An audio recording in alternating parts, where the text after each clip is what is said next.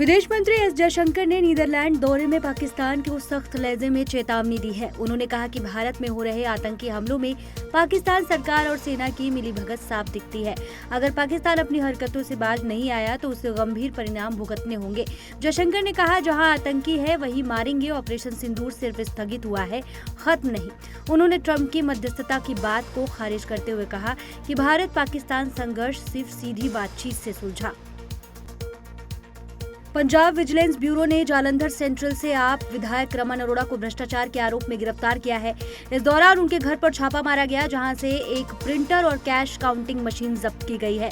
यह मामला नगर निगम के पूर्व assistant town planner Sukhdev Vashisht से जुड़ा हुआ है, जिन्हें पिछले सप्ताह गिरफ्तार किया गया था। आरोप है कि वह जालंधर नगर निगम के अधिकारियों के माध्यम से निवासियों के फर्जी नोटिस भेजकर धमकाते थे और फिर उन्हें निपटाने के बदले पैसे वसूलते थे।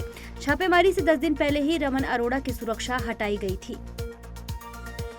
पाकिस्तान से तनाव के बीच अब भारत बड़े एक्शन की तैयारी कर रहा है। भारत आतंकी फंडिंग के मुद्दे को FATF में उठाएगा, जिससे एक बार फिर पाकिस्तान के FATF की ग्रे लिस्ट में डाला जा सके।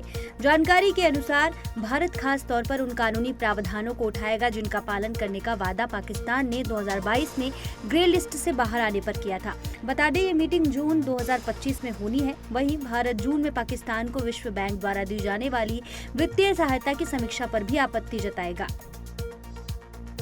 अमेरिकी राष्ट्रपति डोनाल्ड ट्रंप ने एप्पल को एक बार फिर चेताया है कि अमेरिका में बिकने वाले आईफोन की मैन्युफैक्चरिंग भारत या अन्य देशों में नहीं बल्कि अमेरिका में ही होनी चाहिए।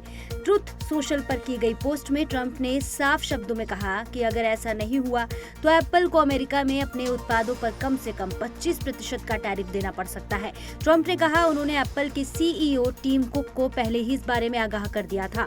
उनका कहना है कि आईफोन जैसे प्रमुख उत्पादों का निर्माण पूरी तरह अमेरिका में होना चाहिए।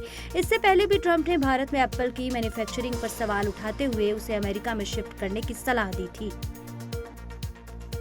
अयोध्या से पाकिस्तान को कड़ा संदेश देते हुए उत्तर प्रदेश के मुख्यमंत्री योगी आदित्यनाथ ने कहा है कि अब पाकिस्तान के ज्यादा दिन नहीं बचे हैं। उन्होंने स्पष्ट तौर पर कहा कि मैं विश्वास के साथ कहता हूं कि आतंकवाद एक दिन पाकिस्तान को ले डूबेगा। सीएम योगी ने कहा कि हमारे एक पूज्य संत ने भी भविष्यवाणी की थी कि पाकिस्तान का आध्यात्मिक जगत में कोई अस्तित्व नहीं है और जिसका अस्तित्व कृत्रिम हो उसकी आयु सीमित होती है। उन्होंने कहा कि पाकिस्तान 75 साल बहुत जी चुका है, अब उसका समय पूरा हो चुका है। सीएम योगी ने यह भी कहा है कि पाकिस्तान आज अपने ही कृत्यों की सजा भुगत रहा है और भारत के बहादुर जवान जिस मजबूती से उसे जवाब दे रहे हैं वह अपने आप में संदेश है कि भारत अब किसी भी साजिश को बर्दाश्त नहीं करेगा।